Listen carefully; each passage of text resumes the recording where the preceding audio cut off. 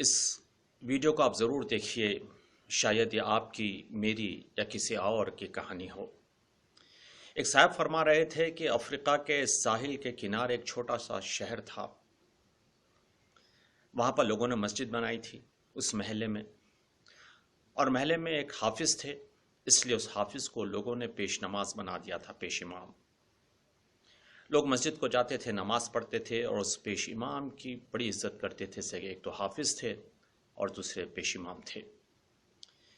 رسم یہ ہوا تھا کہ رمضان کے مہینے میں کوئی نہ کوئی پیش امام صاحب کو افطار کے لیے اپنے گھر پر دعوت دیتا تھا۔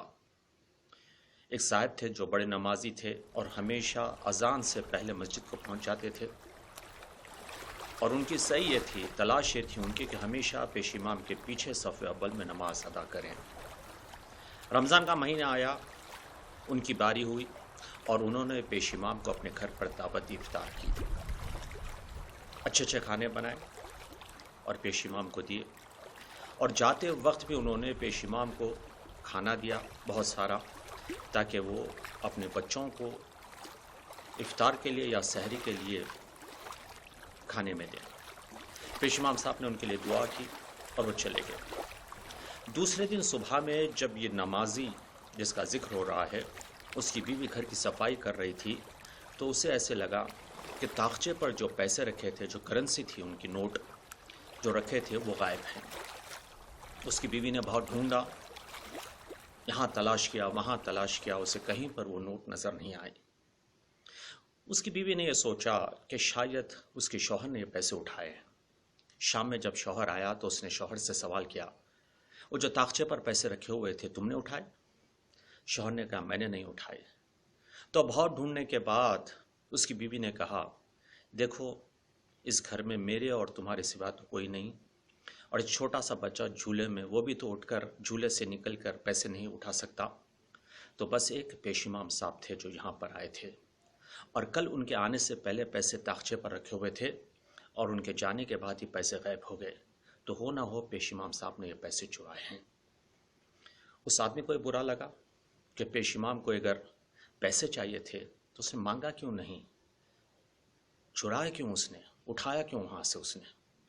تو لہٰذا دوسرے دن سے اس کے دل میں جو عزت تھی پیش امام کے لیے، وہ ختم ہونے لگی۔ وہ دیر سے نماز کے لیے پہنچتا تھا، اور صحیح یہ کرتا تھا وہ کہ آخری صف میں ہو، یا وہ نماز جماعت کے ساتھ نہیں بلکہ فرادہ پڑھ لیا کرتا تھا، اور روبرو بھی نہیں ہوتا تھا پیش امام سے، تاکہ پیش امام کو سلام بھی کرے اور وہ اس کا جواب دے۔ ایک سال اسی طرح گزر گیا، پھر رمضان آیا۔ رمضان آنے کے بعد سب لوگ معمول کے مطابق پیش امام کو دعوت دینے لگے۔ ان کی باری آئی تو یہ کچھ نہ بول سکے ان کو، لوگوں سے، کہ پیش امام میرے گھر میں آ کے پیسے چرائے تھے۔ وہ مجبوراً خاموش رہے، اور انہوں نے پیش امام کو دعوت دی۔ پیش امام ان کے گھر پر آئے۔ جب آ کر دسترخوان پہ بیٹھے ہوئے تھے تو اس آدمی نے کہا، آپ جانتے ہیں میں 1 سال سے آپ سے بات نہیں کر رہا ہوں، آپ کو سلام بھی نہیں کر رہا ہوں۔ تو پیش امام نے کہا، ہاں میں بھی پوچھنا چاہتا تھا، بات کیا ہے؟ تو اس نے کہا، 1 سال پہلے جب آپ یہاں پر آئے تھے تو طاقچے پر پیسے رکھے ہوئے تھے، کیا وہ پیسے آپ نے اٹھائے؟ پیش امام نے سوچا، کہا ہاں میں نے پیسے اٹھائے۔ تو اس نے جھٹکا، پیش امام صاحب آپ کو اگر پیسے کی ضرورت تھی تو ہم سے مانگ لیا ہوتا، آپ ان پیسوں کو چرائے کیوں؟ تو پیش امام رونے لگے۔ جیسے وہ رونے لگے تو ان کی بیوی نے کہا، آپ رونے کی کیا ضرورت ہے؟ ہم نے تو آپ کی عزت کہیں پر برباد نہیں کی، ہم نے کسی سے نہیں کہا کہ آپ نے پیسے چرائے، ہم نے آپ کی آبروداری کی، اب رونے کی کیا ضرورت ہے؟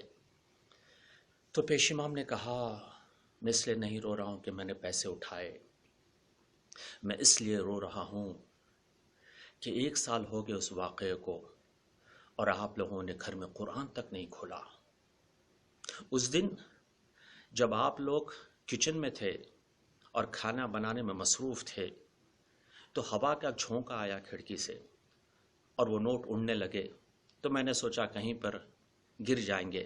میں نے اٹھا کر انہیں فرش کے نیچے رکھنا چاہا، لیکن میں نے کہا شاید فرش کے نیچے آپ لوگ اسے ڈھونڈ نہیں پائیں گے۔ میں نے جو قرآن رکھا ہوا تھا، قرآن کھول کر اس کے بیچ میں نے وہ پیسے رکھ دیے کہ شاید آپ لوگ جب قرآن کھولیں گے کل صبح میں تو آپ کو پیسے مل جائیں گے۔ اور میں بتانا چاہ رہا تھا آپ کو، میں بھول گیا۔